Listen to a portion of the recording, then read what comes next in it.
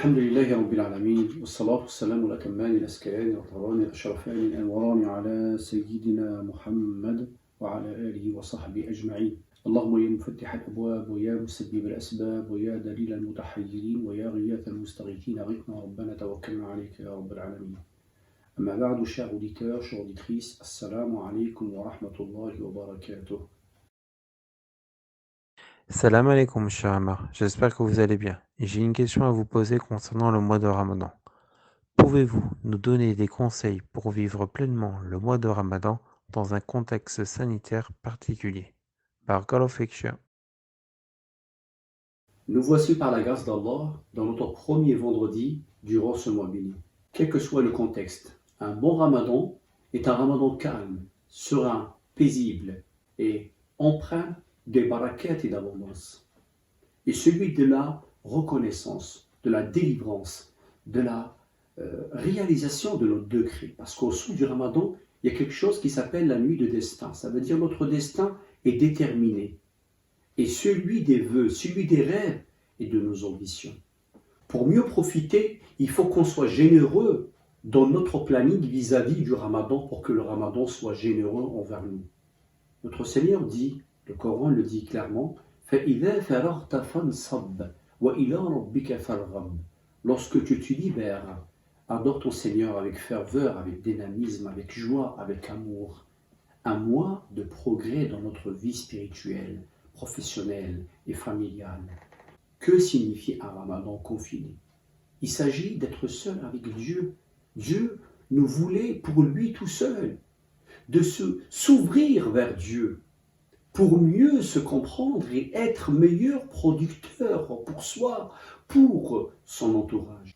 Comment profiter de ces moments d'inquiétude durant ce mois béni?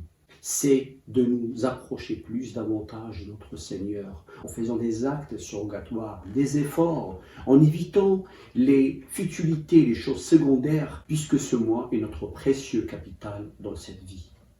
Vivons avec le noble Coran, de jour comme de nuit, afin que nous soyons meilleurs producteurs comme des abeilles.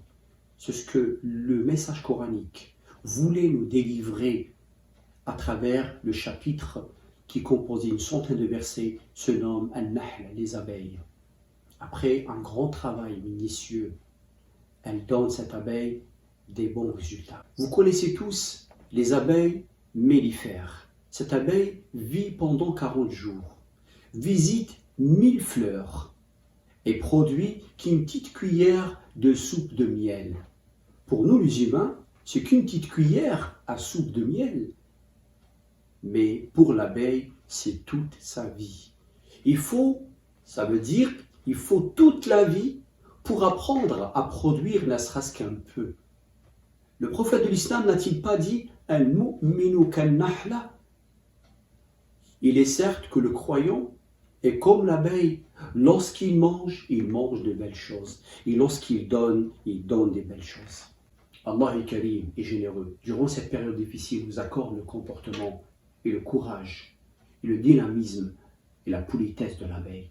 Il nous donne le pouvoir de Sulayman, de Salomon, le courage d'Abraham, la pudeur de Moïse, la beauté de Youssouf. Il nous donne la lumière de Isa alayhi salam, le sabr et la patience de Job, de Ayyub, la douceur de Muhammad alayhi salam. Ramadan est un mois dans lequel nous apprenons beaucoup et nous donnons beaucoup humainement et avec amour, pour être à la fin évalués par notre Créateur. C'est le mois de notre critique, de notre évaluation de soi-même. C'est donc en examinant notre propre vie que nous sondons notre rapport et notre lien avec notre Seigneur. Le prophète de l'islam nous a dit dans un passage, le jeûneur reçoit une joie à la fin de la journée, au coucher de soleil, lorsqu'il finit son jeûne. C'est une façon d'accueillir une nouvelle vie heureuse. Durant ce mois béni, nous prions pour le monde entier, pour la terre. Qu'Allah nous guide vers ses bienfaits et ses faveurs, il nous guidera dans le chemin de la lumière. Il nous accorde son amour et sa proximité. Amin.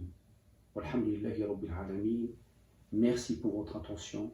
À très bientôt, Inch'Allah. Sahaftakum. Bon appétit.